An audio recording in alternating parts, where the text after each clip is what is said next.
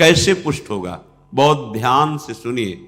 यदि आप किसी परिस्त्री गमन, बहुत शास्त्रों में बार बार आता है तो आप मान लीजिए बात, अगर आप परिस्त्री गमन करते हैं तो फिर केवल बातें बना लीजिए, बात समझ में नहीं आएगी आपको, यह अध्यात्म समझ में नहीं आएगा, ऐसे उड़ जाएगा, पकड़ में ही नहीं आएगा।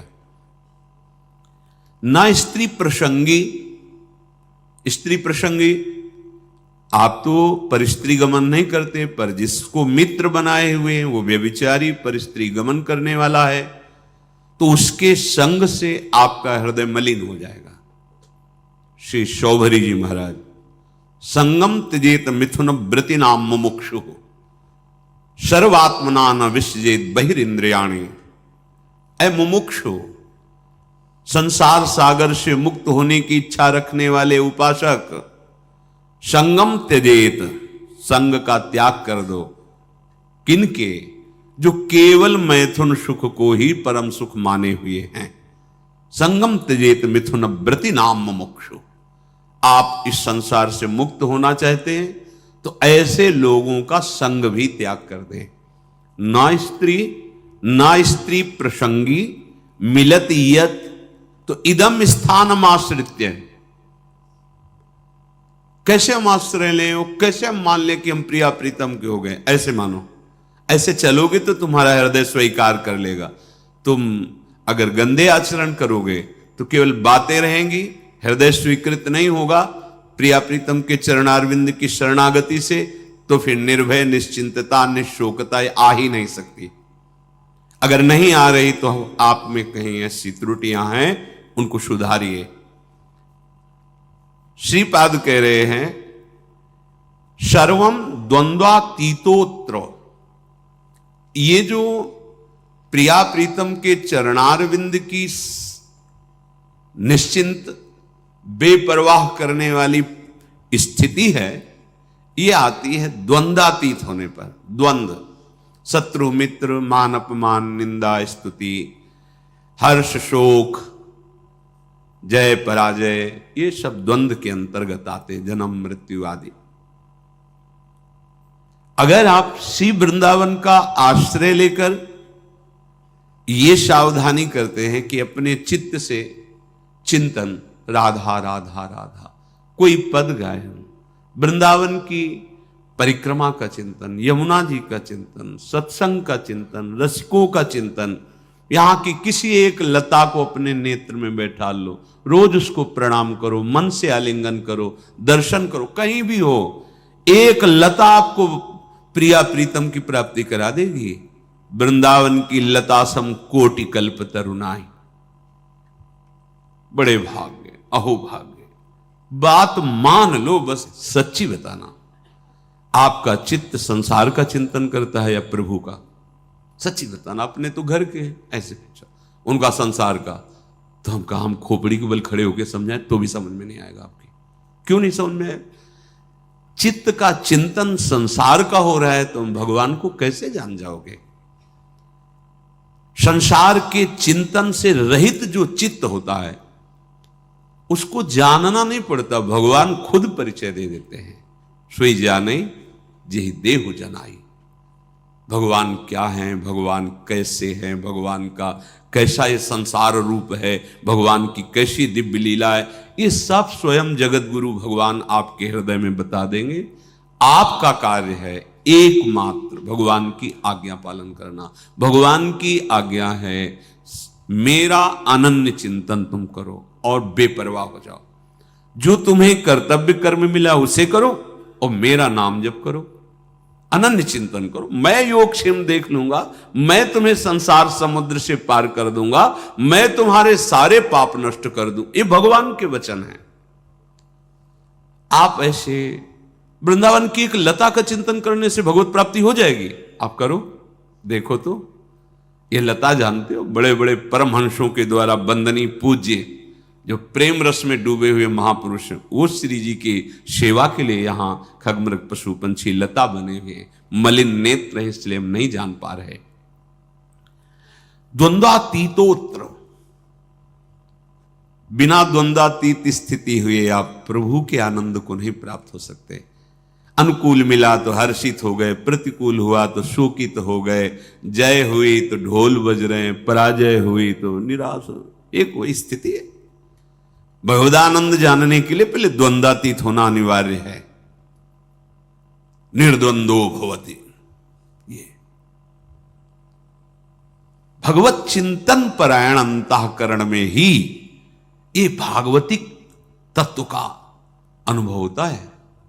जैसे निर्मल जल, शांत जल तो नीचे की वस्तु दिखाई देती है, ऐसे ही जो आत्म तत्व से प्रकाशित हो रहा है अंतःकरण, उसी के बल से आप वहां तक दृष्टि पहुंच जाएगी जो अपना स्वरूप है, जो मैं है।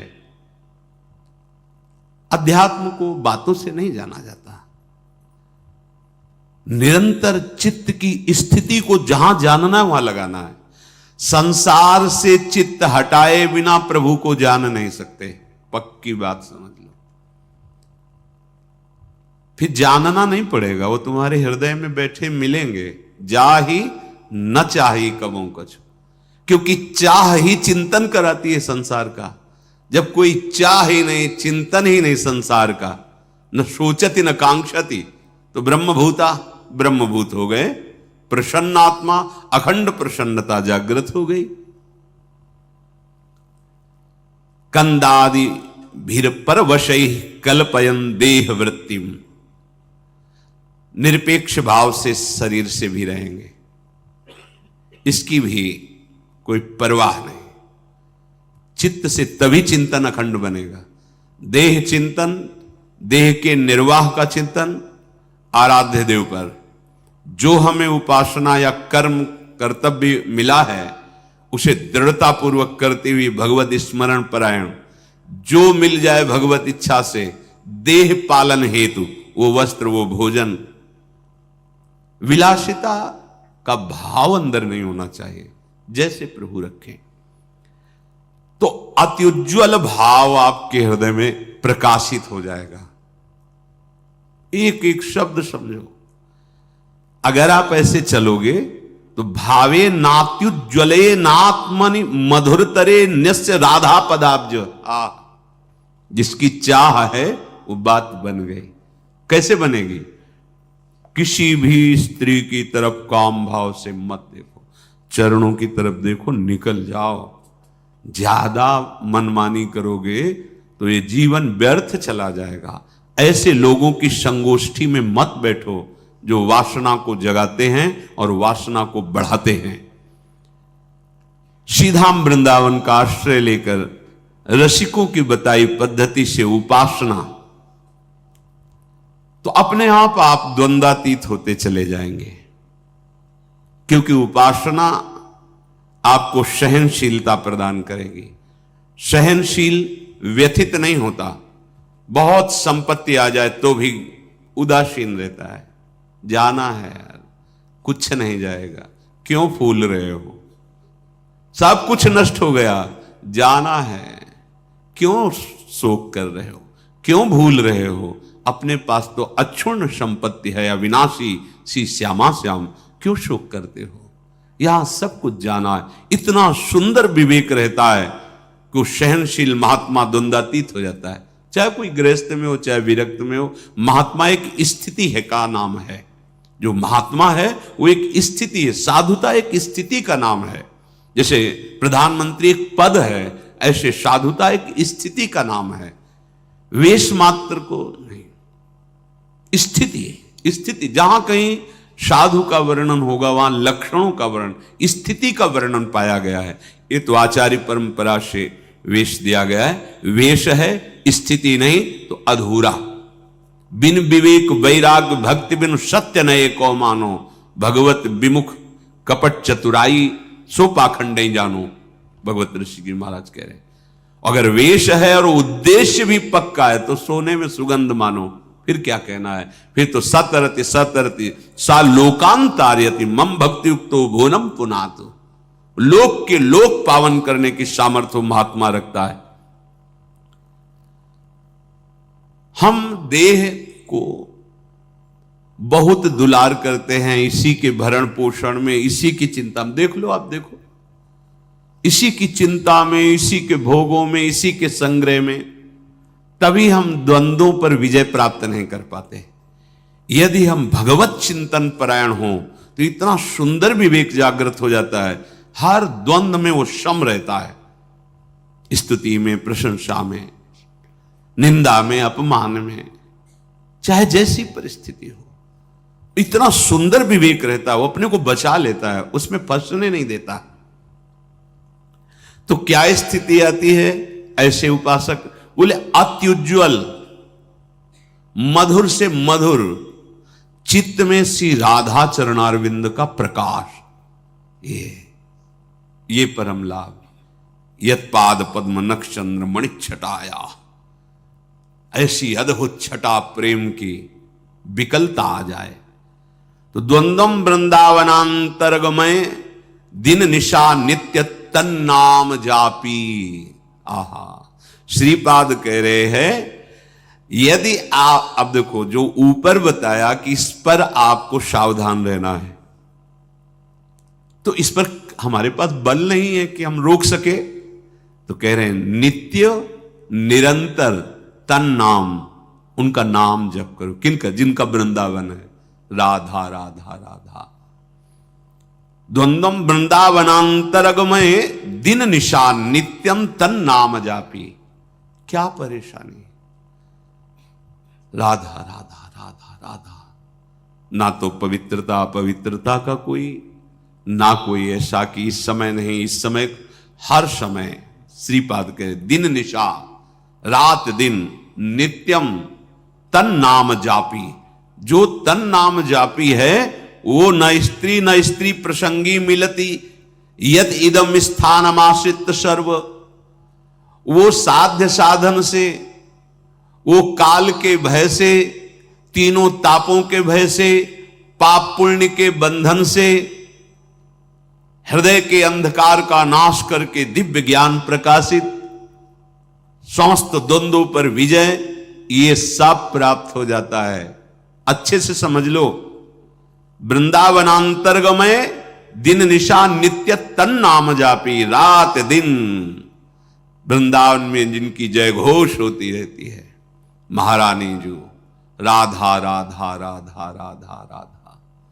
लालजू के हृदय का आह्लाद, प्रेम मूर्तिमान शांद्रानंद घन प्रेम मूर्ति किशोरी, राधा राधा। मान लो सब स्थितियां आपके हृदय में आ जाएंगी। अब बातें केवल करो और नाम जप ना करो, धाम चिंतन सत चिंतन न करो, फिर ये स्थिति कहां से आएगी? जहां चिंतन करते हो वही दशा आएगी आपके अंदर। विषयों का चिंतन करते हो तो विषयों की दशा आएगी। विषय नाशवान, परिवर्तनशील, शोक में, दुखालयम में दुख ही तो है। तो यही आपको प्राप्त हो रहा है। बचना चाहते हो इससे, और चिंतन करते हो वही जिससे आपको ये दुख प्राप्त हो। चिंतन बदलो, आचरण बदलो, लक्ष्य आपका दृढ़ हो। असत नहीं सत, असतो मां सद्गमय। जो हम असत शरीर असत व्यवहार में हैं, अब हमारी यात्रा सत की होगी, सच्चिदानंद की होगी। श्री विदुर जी महाराज धृतराष्ट्र जी को उपदेश करते हैं। नवद्वारमिदं वेश्म त्रिस्थूणम पंच साक्षिकम क्षेत्रज्ञाधिष्ठितम विद्वान यो वेद स परः कवि। हे महाराज धृतराष्ट्र, आंख, कान आदि ये 9 द्वार वाला जो देह है, शतोगुण रजोगुण तमोगुण रूपी खंभों से ये स्थित है, अर्थात त्रिगुण के द्वारा ही इसकी रचना हुई है। 5 ज्ञानेंद्रियां विषयों को भोगने वाली हैं, परिचय कराने वाली। आत्मा राजा की तरह विराजमान है। इस महल में 9 द्वार वाले राजा की तरह आत्मा विराजमान है। अब मंत्री बड़े बेईमान हो गए, गलत सलाह देने लगे। बुद्धि मन ये मंत्रणा का परिकर है। जैसे राजा को लुभायमान करके दस्तखत करवा ले, ऐसे मन बुद्धि हमको बार बार प्रलो, ये भोग लो, ये देख लो, ये खा लो, ये सूंघ लो, ये ऐसा करो, ऐसा करो, बड़ा सुख मिलेगा। हम राजी होते चले गए और हम फंस गए। अब अपने आप से अपने आप का उद्धार करो, भगवान जो कह रहे हैं। अब होश में हो जाओ, तुम्हारे सलाहकार गलत हैं। जांच कैसे करें? संत सदगुरुदेव की वाणी, शास्त्र वाणी, इससे जांच करो कि हमारे सलाहकार सही सलाह दे रहे हैं या गलत। महाराज, यदि तुम ऐसा नहीं करोगे तो तुम्हारा ये पतन करवा देंगे, तुम्हारी बुद्धि, तुम्हारा मन। वही ज्ञानी है जो तत्व से ये बात जानता है कि शरीर एक घर मात्र है, मैं नहीं हूं। ये इंद्रियां सेवक हैं, ये मैं नहीं हूं। ये मन बुद्धि सलाहकार हैं आपके, आप नहीं हैं। पर आप कभी ऐसा नहीं देखते। आप शरीर को मैं देखते हैं, मन इंद्रियों को मैं में मिला लिए हैं कि मैं खा रहा हूं, मैं देख रहा हूं, मैं भोग रहा हूं, मैं चल रहा हूं। चाहे कर्मेंद्रीय विषय हो, चाहे ज्ञानेंद्रीय विषय हो, चाहे अंतःकरण, आप उसे मैं से लिए हुए हैं। तो वही ज्ञानी है जो इस बात को तत्व से जानता है। विदुर जी महाराज कह रहे हैं, जो कोई भी नशा करेगा, मत्तः, शराब पीना, गांजा पीना आदि आदि जो ये नशे हैं, नहीं भाई। देखो, भगवान का प्रसाद जिसे कहा जाता है, उस सर्व दुखों का हरण करने वाला है। और भगवान का प्रसाद, भगवान का नाम, भगवान का उच्छिष्ट प्रसाद, जो हमारे हृदय के पापों का नाश करके प्रसन्नता प्रदान, प्रसादे सर्व दुखा नाम हा निरस्योपजायते। प्रसाद का मतलब ये नशा नहीं है। जो करते हो हम प्रणाम करते हैं, पर हमारा शास्त्र कहीं ऐसा किसी भी उपासना में किसी भी उपासक को आदेश नहीं करता। सिद्ध पुरुषों की बात अलग है। जैसे भगवान शिव हलाहल जहर पिए, तुम एक बूंद पियो मर जाओगे। एक महात्मा थे, 10 तोला संख्या रोज खाते थे। पूज्यपाद उड़िया बाबा ने सुना उनका, ऐसा कैसे हो सकता है? अरे 1 तोला में 10-5 मर जाए, फिर 10 तोला।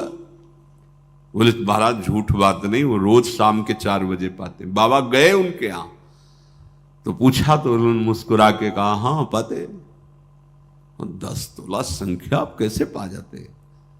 बोले शाम के 4 बजे बैठना, सिलबट्टा में डाला धतूरा, संख्या जहर पीसा, खप्पर में धोया, पी गए। बोले हमारा रोज का आहार है ये। हमें महापुरुषों का वही अनुकरण करना है जो उनके उपदेश से मिलता हो। कोई भी नशा, यहां देखो धर्मराज के साक्षात स्वरूप है, कोई भी नशा करने वाला तत्वबोध को प्राप्त नहीं होता। जो तत्वबोध को प्राप्त हो गया है उसके ऊपर कोई नियम नहीं है। जैसे आद्य गुरु भगवान शंकराचार्य जी आगे जा रहे थे, पीछे शिष्यजन जा रहे थे। पता नहीं क्या भाव आया, मछलियां उठाई, ऐसे बिक रही, ऐसे उठाए, वो खा लिया। जब देखा गुरुजी ने खा लिया तो 4 शिष्यों ने नहीं खाया और शेष ने। आगे जा रहे थे तो भ्रमण ही करते थे, तो कांच गलाया जा रहा था, खप्पर में खोलता हुआ कांच ले पी गए। तो जिन्होंने नहीं पिया तो वहां भी नहीं पिए। जो पिए थे, वो जो मछली पाए थे, उनसे कहा पियो। कांच कैसे पिएंगे, मर जाएंगे। तो मछली क्यों खा ली? जो नहीं खाए थे उनसे कहा आपने क्यों नहीं खाया जब हमने खाया? तो उनका प्रभु आपने आदेश नहीं किया। ठीक, आपने क्यों पा लिया? बोले आपने पाया तो हम पी तो रहे हैं, गलाया हुआ कांच पी ना पिए। ऐसे किया तो जीवित मछलियां निकल पड़ी, सिद्ध योगी प्रवाहित कर दिया नदी। आप वो तो लीवर में जाके पचने लगी। हमें वो अनुकरण बात नहीं करनी जिसका वो आदेश न कर रहे हो। उनके उपदेश से जो उनके आचरण मिले, शास्त्र सम्मत बात है, महापुरुषों के जो आचरण उनके उपदेश से मिले, बस वही अनुकरणीय है। वो क्या कर रहे हैं? कोई भी नशा, जैसे कहते हैं भाई, हमने सुना है ऐसे, फिर ध्यान में अल्यो ब्रह्म लोग पहुंच गए। भाई हम प्रणाम करते सिद्धों को, हम उनके चरण सेवक हैं, पर हम अपने जैसे साधकों के लिए कह रहे भाई, सिद्ध पुरुष तो हलाहल पिए हो जाने, उनका काम, उनकी मस्ती, वो तो भगवान को प्राप्त हो गए। भैया उनका काम बन गया है, उनमें भगवान में अंतर नहीं। जैसे सखागण और गौवें गोपगण फंस गए दावानल में, कन्हैया बचाओ, तुम्हारे सिवा कोई नहीं बचा सकता। बोले भैया आंख मूंद लो, मुंह में पी गए, पूरे ज्वाला को पी गए मुंह में। एक कोयला लाल लाल रखो मुंह में, अभी रख पाओगे? नहीं, भगवान के मुख से साक्षात अग्नि का प्रादुर्भाव हुआ है। भगवान उसी जगह उसको रोक ले, आओ अपने स्थान पे आ जाओ, भगवान ही तो सर्व रूपों में। तो जो भगवान को प्राप्त महापुरुष हैं, उनमें और भगवान में अंतर नहीं। ब्रह्मविद ब्रह्मवि भवत। अब उनके ऊपर आप ही ऐसे नहीं कर सकते कि ये खा रहे हैं। बड़े सिद्ध महापुरुष थे, तो जहां भिक्षा नहीं लेनी चाहिए वहां से निकले, रोटी बन रही थी, ला रहे रोटी, तो डर गए महाराज जी। अरे ला, इसमें रोटी लिया, कहा इसमें कहीं वो है जो उन्होंने सब है कुछ? ब्रह्मार्पणम ब्रह्म भगवद अर्पण कर। लेकिन वो आचरण हमारे लिए जो आदेश करें वही अनुकरणीय नहीं है। महापुरुष जो आचरण कर रहे हैं, वो आचरण उनके उपदेश से मिलता है कि नहीं? अगर नहीं मिलता तो हम प्रणाम करते हैं, वो हम कर नहीं सकते। कोई भी नशा साधक को, हम सिद्धों के लिए नहीं कहते हैं, कोई भी नशा खा करके आप भगवत तत्व का चिंतन, भगवत बोध नहीं प्राप्त कर सकते। सबसे बड़ी कमी, आपको उस नशे में सुख लग रहा है क्योंकि बुद्धि शिथिल होती है, तो आपको लग रहा है बड़ा आनंद आ रहा है। आपको भजन से सिद्धि प्राप्त करनी है, भजन से इंद्रियों को शिथिल कर देना है, भजन से मन को निसंकल्प कर देना है, भजन के सिवा कोई चाह नहीं रह जाए। अगर आप 4 बजे भांग पाते हो ना, फिर आप देखिएगा 4 बजे केवल भांगई का ध्यान होगा, सब ध्यान हट जाएगा, लगेगा कि कैसे मिले, कैसे। कोई भी नशा नहीं, भगवत प्राप्ति हमारा लक्ष्य है, इसलिए कोई नशा नहीं।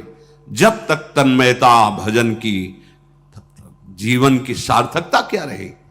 और सच्ची बात, जो हमारा मन मलिन है, जब उसे भगवत चिंतन में लगाते हैं तो एक जलन पैदा होती, आग। जैसे आग से स्वर्ण तेजस्वी होता है, मल नष्ट होता है, ऐसे ही मन जो हमारा पतित हो चुका है, वो उच्च अवस्था को पहुंचने के लिए भजन के बल से जब चढ़ता है तो वो निर्मल होता है। उस जो ताप प्रकट होता है वो पाप को जलाता है, हम सह नहीं पाते। नहीं, मना कर रहे हैं।